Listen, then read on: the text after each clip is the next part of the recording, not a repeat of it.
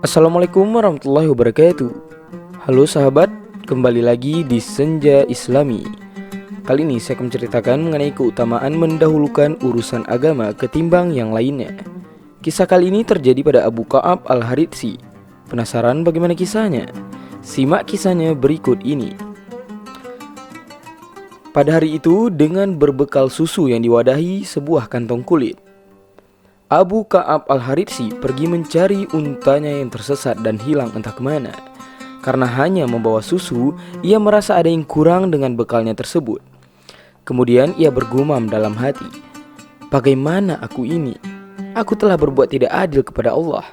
Masa aku hanya membawa susu untuk minum, namun tidak membawa bekal air untuk berwudu?"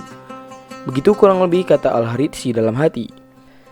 Ia pun lantas berkeinginan untuk membawa air juga. Namun, apa boleh buat? Kantong kulit yang ia miliki hanya satu.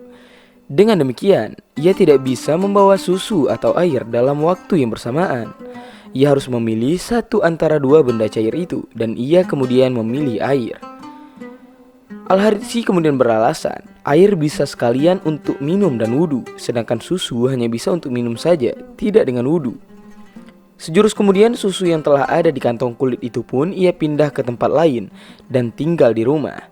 Ia mengisi kantong itu dengan air biasa. Setelah semua siap, ia pun berangkat mencari unta-untanya yang telah hilang.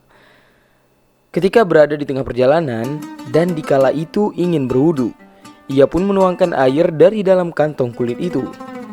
Yang keluar pun juga sama, air putih biasa, dan kemudian ia berwudu dengannya. Namun, ketika ia merasa haus atau lapar, keanehan mulai terjadi kepadanya. Yang keluar daripada kantong kulit itu bukanlah air putih, namun susu. Peristiwa aneh itu selalu ia temui selama ia mencari untanya yang hilang, yakni dalam kurun waktu 3 hari. Beberapa waktu setelah itu, ada seseorang yang bernama Asma an-Najraniyah bertanya kepadanya tentang isi kantong kulit milik al-Haritsi itu. "Wahai al-Haritsi, yang keluar dari kantong kulit milikmu itu air campuran atau benar-benar susu murni?" Al-Haritsi menyatakan, air yang ia minum itu bisa mencegah lapar dan menghilangkan dahaga. Maksud daripadanya adalah air itu benar-benar susu. Ia lantas bercerita bahwa pada suatu ketika ia pernah menceritakan hal yang aneh bin ajaib itu kepada orang-orang di sekitarnya. Kebetulan salah satu dari mereka adalah Ali bin al-Harits, yaitu seorang tokoh dari Bani Fanan. Setelah mendengarkan uraian al-Haritsi itu, Ali bin al-Harits menyatakan ketidakpercayaan terhadap hal itu. "Saya tidak yakin tentang apa yang engkau bicarakan," katanya saat itu. Namun hal itu dijawab oleh al-Haritsi dengan santai. Allah subhanahu wa ta'ala maha mengetahui mana yang benar. Setelah itu al-Haritsi pun lantas pulang ke rumah. Esokan harinya di suatu pagi yang masih gelap, Ali bin al-Harits mendatangi rumah al-Haritsi. Merasa ada yang aneh karena didatangi pemuka Bani Fanan.